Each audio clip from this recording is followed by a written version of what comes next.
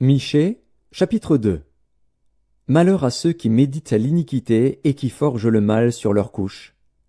Au point du jour ils l'exécutent, quand ils ont le pouvoir en main. Ils convoitent des champs, et ils s'en emparent, des maisons, et ils les enlèvent. Ils portent leur violence sur l'homme et sur sa maison, sur l'homme et sur son héritage. C'est pourquoi ainsi parle l'Éternel. Voici, je médite contre cette race un malheur. Vous n'en préserverez pas vos coups, et vous ne marcherez pas la tête levée, car ces temps seront mauvais. En ce jour-là, on fera de vous un sujet de sarcasme, on poussera des cris lamentables, on dira « Nous sommes entièrement dévastés. Il donne à d'autres la part de mon peuple. Et quoi? Il me l'enlève. Il distribue nos champs à l'ennemi. » C'est pourquoi tu n'auras personne qui étende le cordeau sur un lot dans l'assemblée de l'Éternel.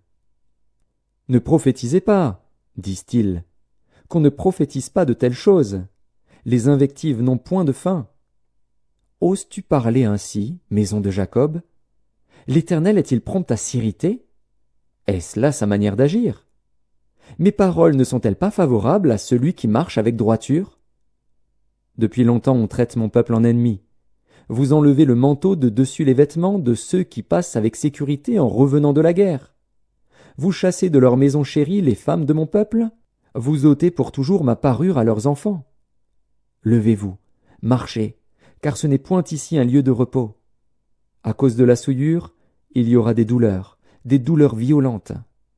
Si un homme court après le vent et débite des mensonges, je vais te prophétiser sur le vin, sur les boissons fortes.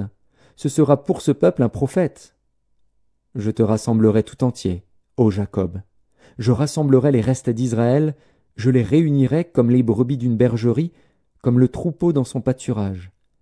Il y aura un grand bruit d'hommes. Celui qui fera la brèche montera devant eux.